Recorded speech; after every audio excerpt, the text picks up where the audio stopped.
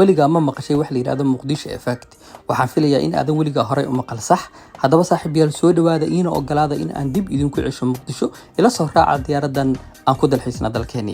inkasta oo aanan muuqaal iyo laba toon lagu soo koobi karin farxadda iyo deganaanta aad dareemayso markii aad timaado dalkaaga waxaan rajaynayaa in muuqaalkani kaas iyo sawir guud sida ay u taalo caasimadeena inta aanan muuqaalka weyn u guda gelinsa waxaa jira dukaan dabcan mudan in lagu bilaabo muuqaalka aan idinka wado Muqdisho maantay dukaankan waa mid aan si gaar ah uga faa'iideystay waa dukaan yar oo aad u yar waxaa jira hal shay oo kamid ah alaabta uu hayo malahaygana ila mudan inaad ila aragtaan ugu yaraan si aad uga faa'iideysataan sida aan anigu uga faa'iideystay oo kale dukaanka yar waxaa lagu gadaa saliid ay soo saartay gabar dhaqtarad ah oo haysata ku dhawaad 30 sano oo khibrad ah saliidan waxay faa'iido badan u leedahay dumarka inkasta oo la wada isticmaali kara haddana si gaar ah haweenka ayay u anfacaysaa bal ila dhageysta dhaqtarada oo si kooban u sharaxaysa saliidan waxaa la dhahaa saliida Maymuna waa saliid tijaabadeeda lagu guuleystay waxtarkeeduna uu fiican yahay waxay ka kooban tahay 12 geed waxay u fiican tahay tinta inay dheereyso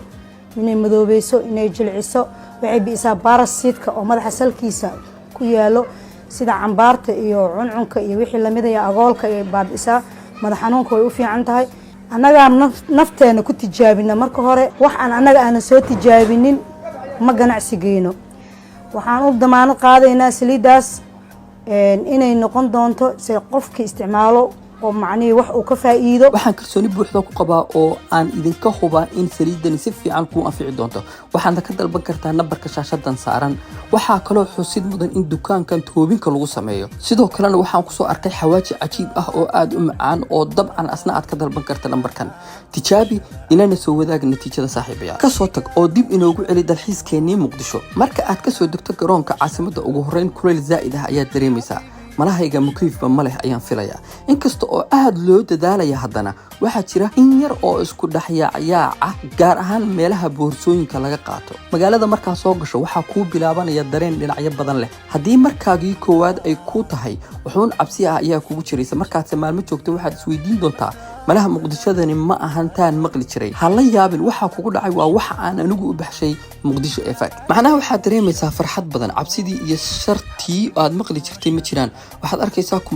kumanaan dad ah oo danahooda ku hawlan waxaad arkaysaa magaalo dhismaysa siraadan hawadaasna ku jirta waxaad arkaysaa arday galab iyo subax baa dareeraysa waxaad arkaysaa ganacsato baaxadooda aad la yaabayso waxaad arkaysaa dadka oo gabran meelaha makhaayadaha ah waliba kuwa laamiga saaran waxaad arkaysaa baabuurta dameeraha geela iyo dadka oo isdhex mushaaxaya meel kasta oo aad ka timid iyo qof kasta oo aad tahay iyo wax kasta oo aad aaminsan tahayna dadka reer Muqdisho waxay kugu soo dhaweyn doonaan gacmo furan qalbi xaaran iyo jacayl xadaaf ah waxaana hubaal ah in aad markiiba yeelan doonto asxaab aad sheeko wadaagtaan isna fahamtaan waxaad dareemaysaa in meeshan lagaaga soo horeeyay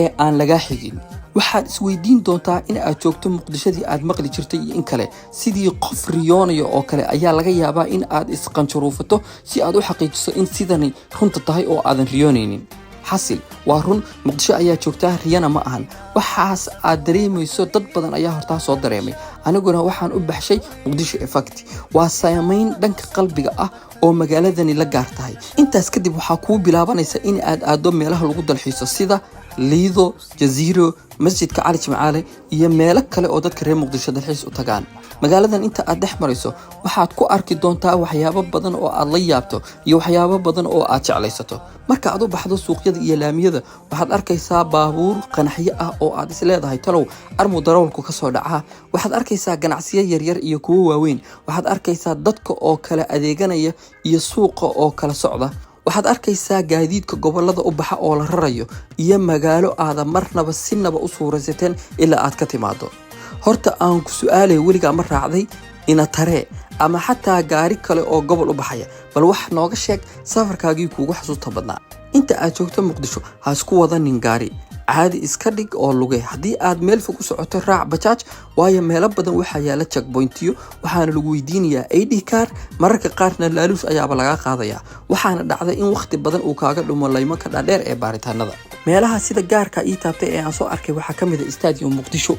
inkasta oo la sheegay in la dayac tiray wax uun ka mid ah garoonka haddana hubaashii kow iyo kala barma joogo gudihiisa waxaa dhex yaala wasaq badan dayac badan ayaa ka jira qaybihii kale ee garoonka sida dabaasha tayniska kolayga barxaddii yaryaraa iyo hoteelkii iyo guud ahaan tuulada ciyaaraha wejiga uun ayaa loo dhaqay ee lama dhihi karo waa la dayactiray. waxyaabaha kale ee malaha mudan in la xuso ee aan soo arkay waxaa ka mid ah ganacsato dhisanaysa dabaq aad u dheer laamiga dhinaciisa. waxaa yaab lahaa waxay boosaneer ka qoteen laamiga dhexdiisa iyaga oo bannaanka u soo saaray tubooyinkii xilligii kacaanka loogu talagalay inay magaalada ka qaadaan biyaha iyo wasakhda. isku soo wada duubo muqdisho markan waa magaalo soo koraysa wadadii horumarkana ugu yaraan dhankeeda u jeysatay. muuqaalka oo sii dheeraanaya awgiisna aan halkaas uga haro dalxiiskeena muqdisho. la socdo muuqaaladii dambe. nabadeey.